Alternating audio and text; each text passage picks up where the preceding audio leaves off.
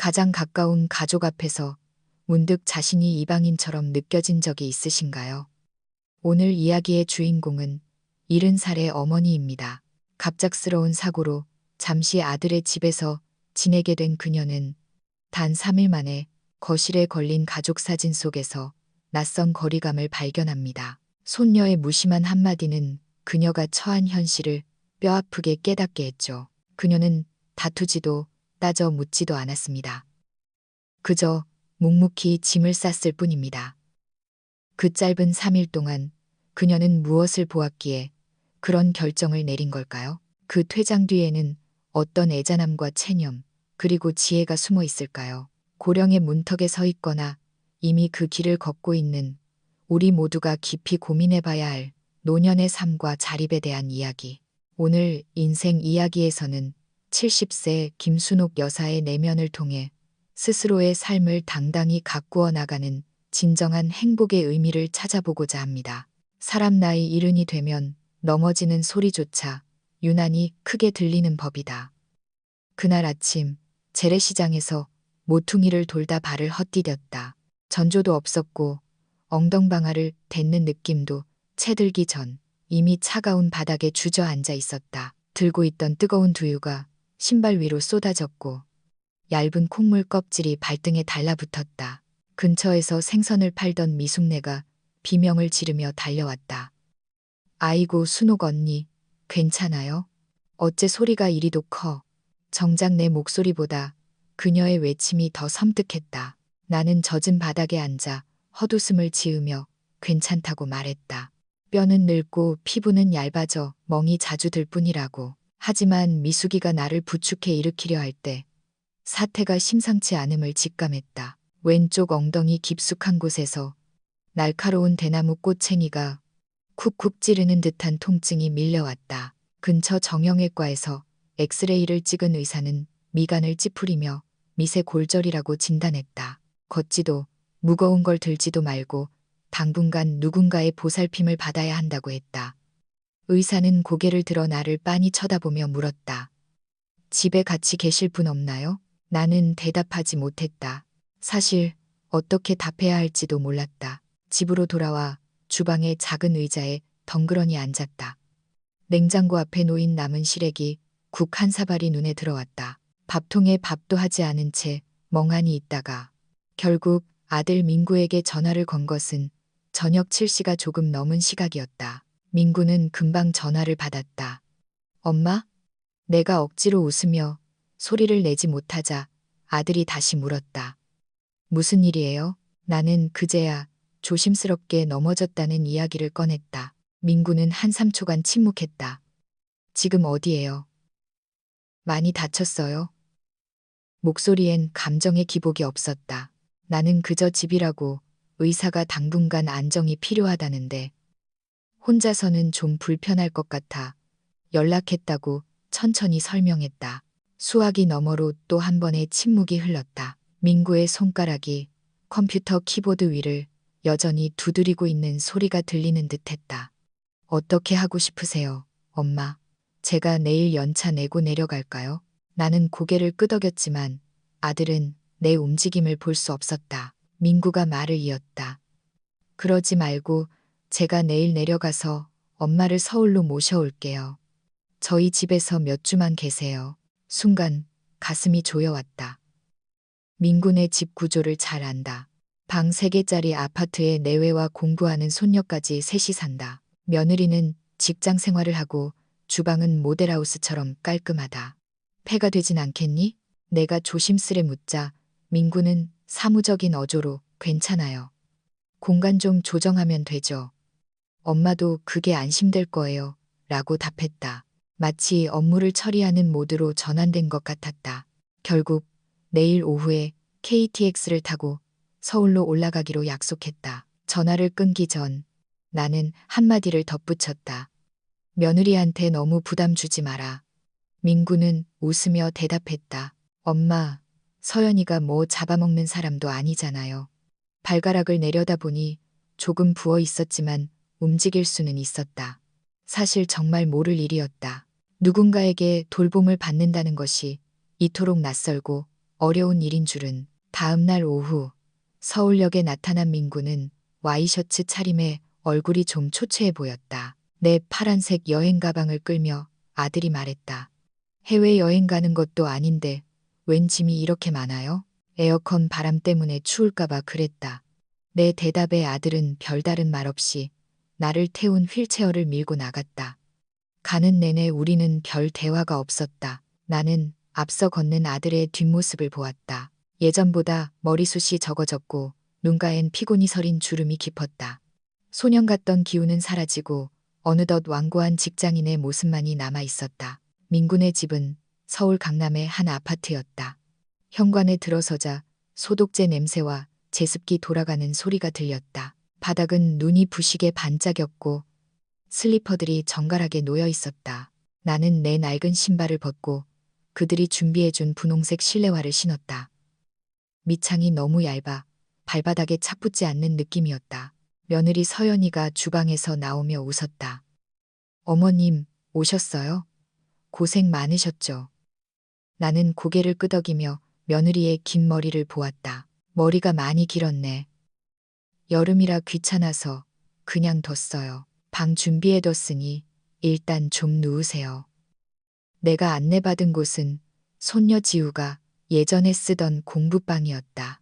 임시로 들여놓은 철제 침대 위엔 꽃무늬 방수 시트가 씌워져 있었고 두꺼운 암막 커튼이 드리워져 방 안은 금세 어두컴컴해졌다.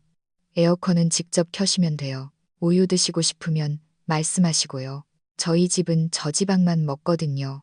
저지방. 내가 되묻자 서연이는 주방 쪽을 보며 웃었다. 민구 씨가 콜레스테롤 수치가 높아서요. 나는 침대 끝에 앉았다. 침대는 딱딱했지만 방은 완벽하게 정리되어 있었다. 벽에는 지우가 쓴 영어 단어장이 빛바랜 채 붙어 있었다. 문득 그런 생각이 들었다. 만약 불이라도 나면 난 여기서 제일 먼저 도망치지 못하겠구나. 그런 잡념에 빠져 있을 때 노크 소리가 났다. 엄마, 저녁은 죽으로 할까요? 아님 내가 닭곰탕 끓여줄까? 아들이 고개를 내밀었다. 네가 닭곰탕을 끓일 줄 아니? 전기밥솥으로 하는 레시피가 있어요. 서연이는 샐러드 담당이고요. 우린 지금 분업 중이에요. 아들은 웃으며 문을 닫았다. 거실에서 아들과 며느리가 낮은 목소리로 나누는 대화가 들려왔다. 무슨 약이 어떻고 소리가 어떻고 꼭 회의를 하는 사람들 같았다. 나는 낯선 방의 공기를 들이마시며 벽에 붙은 분홍색 취침등을 바라보았다. 인어공주 스티커가 붙은 그 등이 내 것은 아니었다. 약 봉투에 적힌 김순옥이라는 내 이름. 석자조차 이 집에서는 불필요한 장식처럼 느껴졌다. 나는 이곳에 뿌리를 내리러 온 것이 아니라 그저 몇 주 머물다 갈 손님일 뿐이었다. 셋째 날 아침, 유난히 일찍 잠에서 깼다. 딱딱한 침대 때문에 새벽 4시부터 뒤척였다.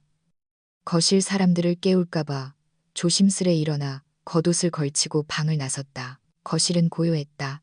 커튼 사이로 흐릿한 새벽빛이 스며들었고 공기청정기 돌아가는 소리만이 정적을 메우고 있었다.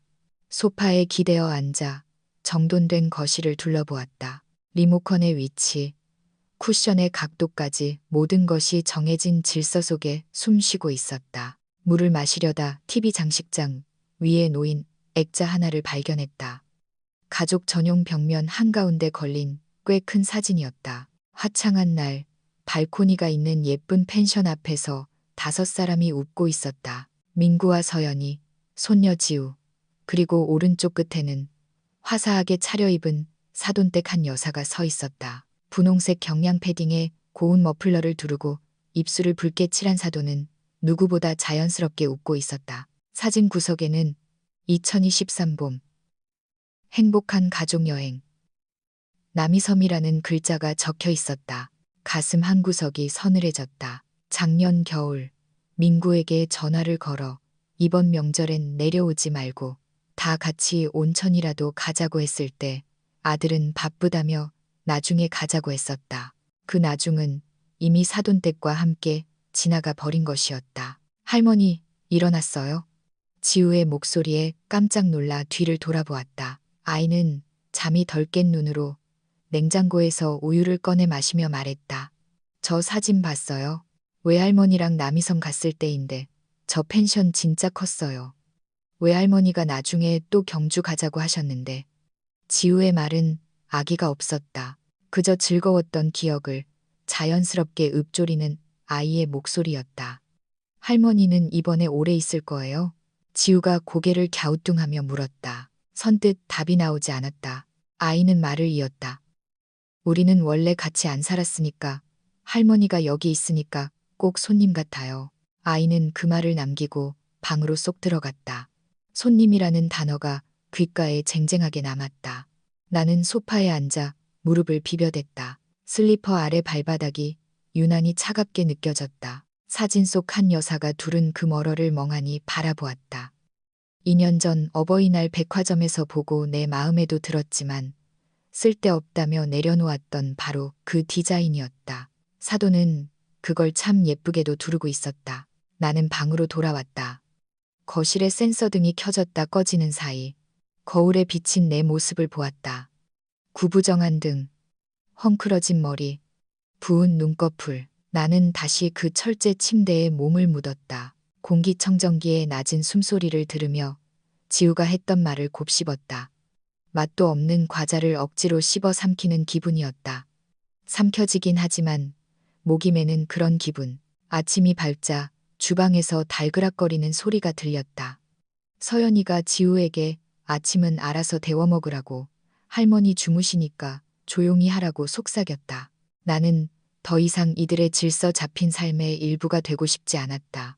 세면대로 가서 얼굴을 씻었다. 칫솔 꽂이에는 검은색, 분홍색, 그리고 흰색 칫솔이 꽂혀 있었다. 내 칫솔만 덩그러니 따로 놓인 것 같았다. 선반 위엔 약 상자가 있었다.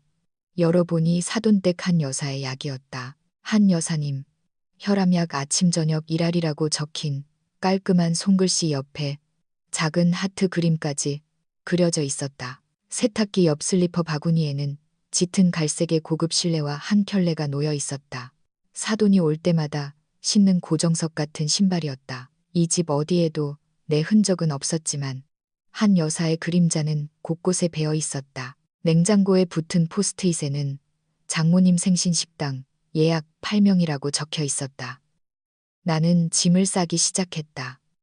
사실 챙길 것도 별로 없었다. 옷 몇 벌과 약 봉투, 모기약 같은 것들, 이사 온 사람의 짐이 아니라 잠시 스쳐가는 여객의 짐이었다. 칫솔을 비닐봉지에 넣고 내 이름이 적힌 약 봉투에서 이름표를 떼어냈다. 그걸 구겨서 쓰레기통에 던지는 순간 이 집에 붙여졌던 임시 명찰을 떼어내는 듯한 홀가분함이 느껴졌다. 가방 지퍼를 닫고 일어서는데 민구가 문을 열었다. 엄마, 뭐 하세요? 나 부산 내려가련다. 아들은 당황한 기색이 역력했다. 갑자기 왜요? 몇 주는 계셔야 한다면서요. 3일이면 충분히 쉬었다. 이제 내 집이 편하네. 내 말투는 평온했지만 단호했다. 민구는 뒷덜미를 긁적이며 물었다. 엄마, 혹시 서연이가 무슨 실수했어요? 아니다. 며느리는 참 예의 바르게 잘하더라. 너도 나한테 잘했고. 그런데 왜 가신다는 거예요? 나는 아들의 얼굴을 가만히 응시했다. 가방을 메고 학교 정문을 나오던 중학생 시절의 민구가 보였다. 그때는 내가 길을 잃을까봐 내 손을 꽉 잡던 아이였다. 이제는 내가 그 손을 천천히 놓아줄 차례였다. 민구야, 너희는 이미 너희만의 가정을 이루었어. 거기에 다른 누군가를 위한 자리를 억지로 만들 필요는 없단다. 이건 아주 자연스러운 거야. 엄마는 남이 아니잖아요. 아들의 목소리가 조금 높아졌다. 그래, 남은 아니지. 하지만 너희 삶에는 이미 리듬이 있고 규칙이 있고 사돈댁과의 추억이 깃든 사진이 있어. 너희는 이미 엄마라고 부를 수 있는 한 사람의 자리를 완벽하게 마련해 두었더구나. 그 자리에 내가 비집고 들어갈 틈은 없어 보여. 민구는 한참을 침묵했다. 내가 본 것들이 오해나 예민함이 아닌 현실이라는 것을 그도 알고 있었다. 저는 엄마가 좀 더 오래 계실 줄 알고 이번 주말에 엄마 좋아하시는 돼지국밥집 가려고 예약도 해뒀는데 아들의 낮은 목소리에 나는 웃음이 났다. 얘야, 부산 돼지국밥을 평생 먹고 살았는데 서울에서 그걸 찾겠니? 안 그립다. 나는 가방을 끌고 현관으로 향했다. 아들이 가방을 대신 들어주었다.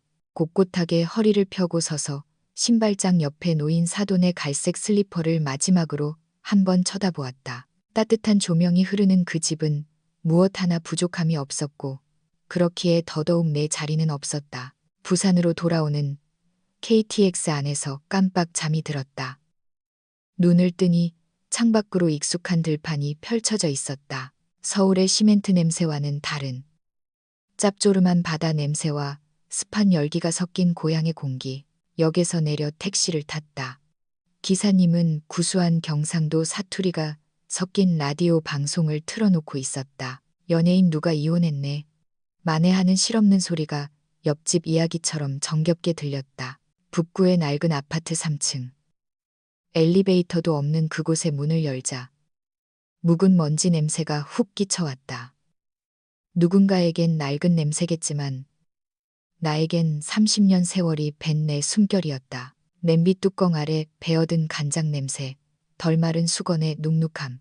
나는 창문을 활짝 열고 에어컨 대신 선반 위에 낡은 선풍기를 틀었다. 덜덜덜 소리를 내며 돌아가는 바람이 내 몸을 감쌌다. 누구의 눈치도 볼 필요 없이 리모컨을 쥐고 소파에 깊숙이 몸을 묻었다.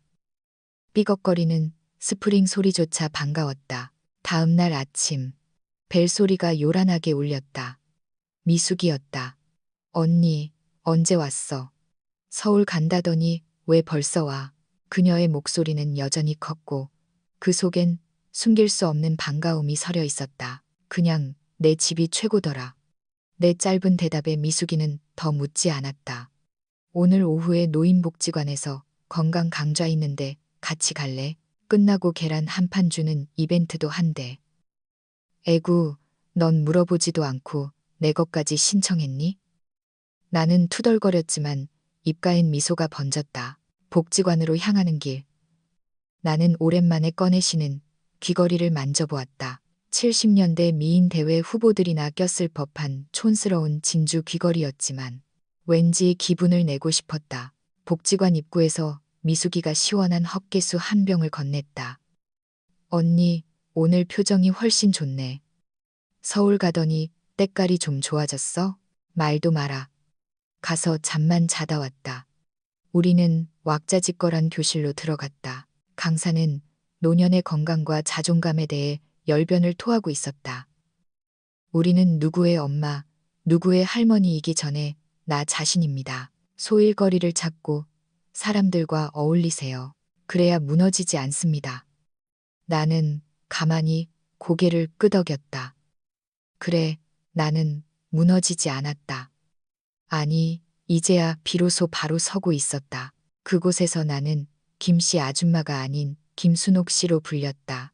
옆자리에 앉은 황씨 언니는 내 뻣뻣한 손가락을 도와 죽부인 공예를 가르쳐 주었고 스마트폰 사진 강좌를 하던 젊은 봉사자는 내가 찍은 헛개수 병 사진을 보고 구도가 정말 감각적이세요.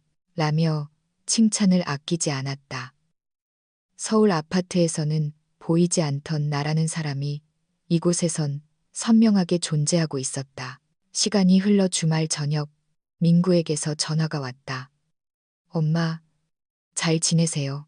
아들의 목소리는 한결 편안해 보였다. 그래, 나 어제는 복지관 사람들과 단체 버스 타고 순천만 정원도 다녀왔다. 7,000보나 걸었어.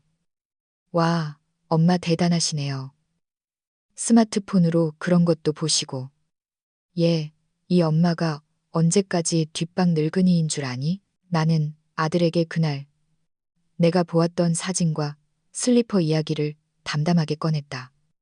민구야, 나 서운해서 온 거 아니다. 내가 이제야 깨달은 거야. 모든 엄마가 아들의 식탁 한가운데 앉아야 하는 건 아니란 걸. 너희는 너희의 삶을 예쁘게 꾸렸고 나는 이제 내 삶을 꾸려갈 차례인 거지. 엄마, 아들의 목소리가 잠시 젖어들었다. 나중에 서울 오시면 저희 집 말고 호텔 잡아서 맛있는 거 먹으러 가요.